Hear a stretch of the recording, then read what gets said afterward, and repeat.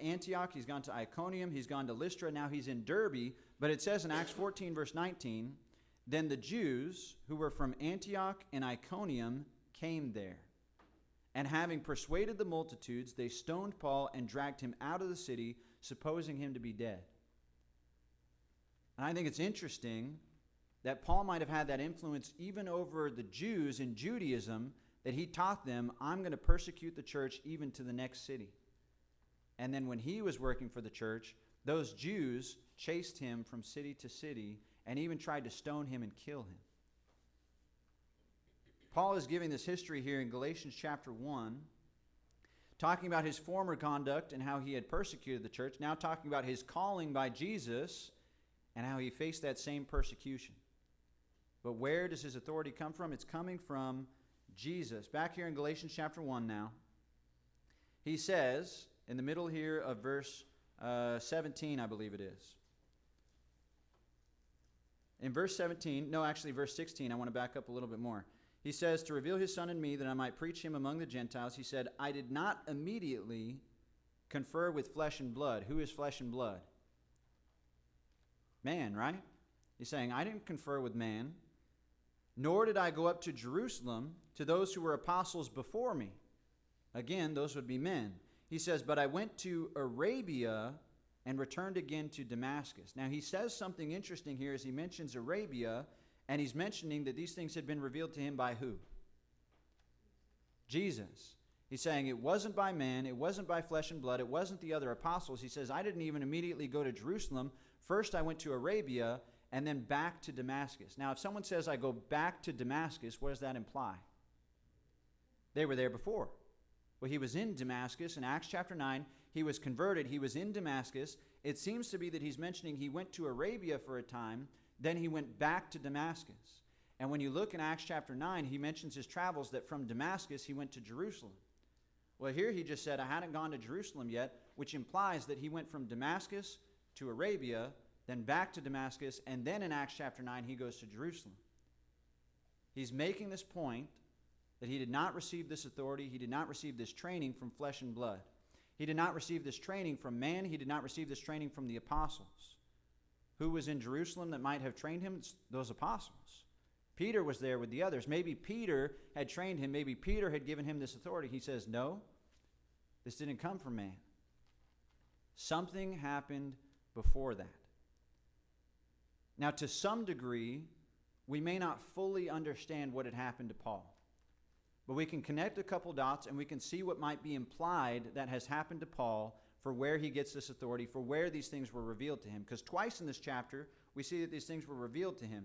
He began here in verse 12, I neither received it from man nor was I taught it, but it came through revelation of Jesus Christ. There's one thing where he says it was revealed by Jesus. And then in verse 16, it said that his Son had been revealed to him. God's Son had been revealed to Paul. Something seems to have happened in his travels where he was in Damascus, he went to Arabia, then goes back to Damascus.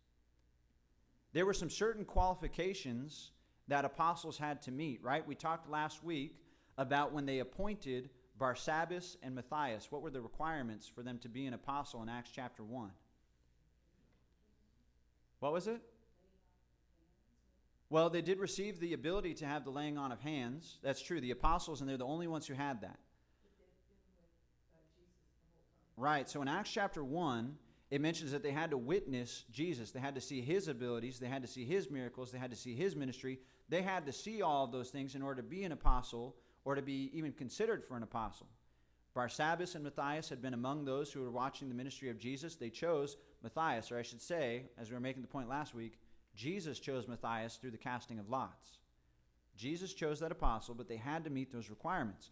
Was Paul, as Saul, following the ministry of Jesus? He may have been there for part of it. He may have seen some of those things, but which side was he on? He was a Pharisee, right? He was not a passage, because as I said, we're connecting some dots. I'm going to turn back just a couple pages in my Bible to 2 Corinthians chapter 12. And I'm going to read a passage here from 2 Corinthians 12. Because it seems implied then that Paul would have to meet those requirements, and Paul is saying, I know these things by the authority of Jesus. I know these things because they've been revealed through Jesus. And there was something that he wrote about in 2 Corinthians 12, beginning with verse 1. He says, "It is doubtless not profitable for me to boast." He says, "It's not profitable for me to boast. I will come to visions and revelations of the Lord." So talking about visions and revelations of the Lord, he says, "I know a man in Christ who 14 years ago, whether in the body I do not know, or whether out of the body I do not know, God knows. Such a one came up to the third heaven, and I know such a man, whether in the body or out of the body I do not know, but God knows, how he was caught up into paradise, and he heard inexpressible words, which is not lawful for a man to utter. Of such a one I will boast, yet of myself I will not boast, except in my infirmities.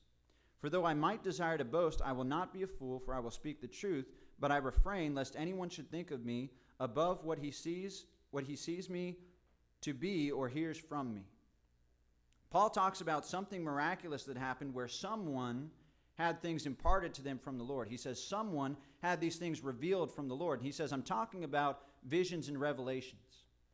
And the New Testament church often wanted those visions and those revelations. They wanted to be the ones speaking in tongues, and sometimes they wanted it for the wrong reasons, for their own glorification. And Paul was saying, if anyone could boast in visions and revelations and speaking in tongues, there's one person who could boast, but it would profit him nothing. And he says, I know someone who had this special revelation to them. The way that he talks about it is a little mysterious. But it seems that he implies even that this is himself who experienced these things. He says, I know someone who maybe it was a vision, maybe it wasn't a vision. They were taken up to heaven. They were taken to paradise. He's trying to describe what had happened, that he had this vision, that he had this revelation, and he doesn't even fully understand it himself, but he says certain things were revealed by the Lord to this individual. And he says, this individual could boast about that, but I'm not going to boast about that. Then he continues to talk about himself and talk about how he's been humbled by that thorn in the flesh. And so he seems to imply that this had happened to him, that something miraculous had happened to Paul, where he had a vision, where he was taken to this heavenly realm, and the Lord revealed things to him. I believe as we're looking at the history that he's giving in Galatians chapter 1, this is implying then that this is where his authority comes from. That he had that conversion in Acts chapter 9 in Damascus, that something happened between Damascus and Arabia and going back to Damascus, where the Lord is the one who gave Paul the authority to teach on these things. He says, I have received these things through revelation of Jesus Christ. And in 2 Corinthians 12, he implies something like that had happened. Now, even if 2 Corinthians 12 is not when that happened, even if he were talking about someone else, at some point, Jesus has revealed these things to Paul. And Paul is making the point, I did not receive this revelation, receive the authority to speak on these matters from Jesus Christ. Questions or comments about those passages there that we looked at?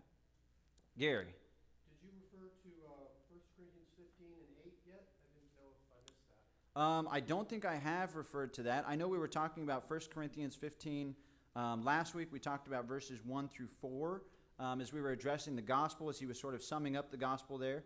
But 1 Corinthians 15:8, and again, this is another passage implying that these things must have been revealed to Paul. He must have had that to meet the requirements to be an apostle. Gary brings up 1 Corinthians 15:8. It says, Then last of all, he was seen by me also, as by one born out of due time.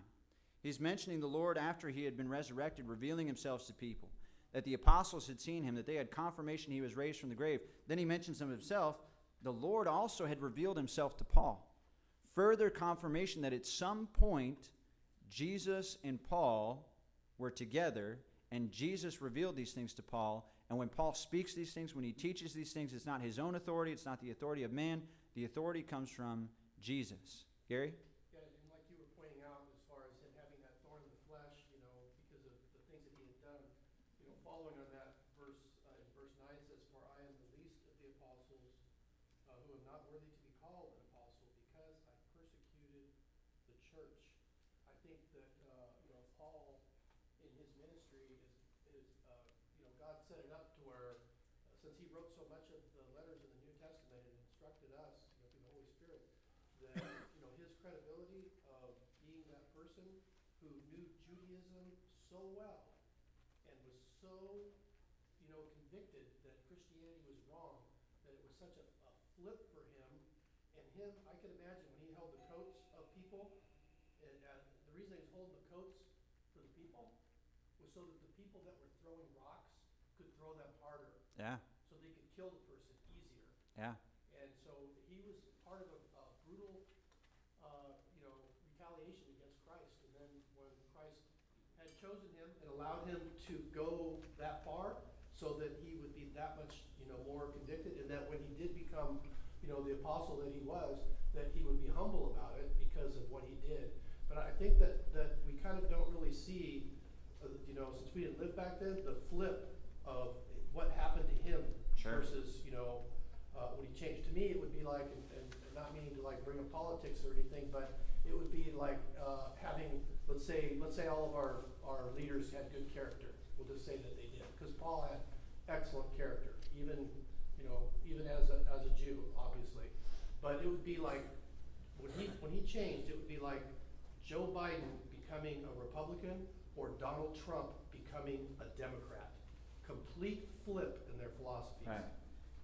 Yeah, and I think that you're right that sometimes we don't understand the full weight of the change that's taken place with Paul. But you also mentioned he was chosen for a purpose, and I think it makes sense why Jesus would choose him, why Jesus would let him get to that point for how he was persecuting the church so that we could see that change.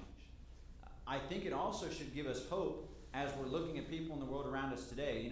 Last Wednesday night I was giving a devotional lesson about the different soil types in the parable of the sower. And how we look at that parable and there's only one good soil type. But it's not that we're going out into the world and looking for the good soil type. We should be scattering the seed everywhere because we never know where it's going to take root. We never know who's going to be that good soil. Similarly, Paul is such a great example to us, and he even acknowledges his past, acknowledges how terrible he was. He's so humble about it, but we see this change, and it would be as if some radical change taking place. Gary had mentioned a couple of people in the world today, taking place in those people where they just completely change. That should give us hope that even the worst atheist that we might meet, even someone who is actively working against the church, who might be persecuting the church, that there is hope that even for them, we might share these things with them, and they might make that change. I think that that's part of the reason why Paul was chosen, is that Christ could have this example of seeing, look how much grace he could give to the man who was actively working against the church, killing members of the church. That way people today would recognize, I'm not too far gone. There's still hope for me. Look at the change that has taken place in Paul. And so I think that should be encouraging to us as we're going to go out and share this message.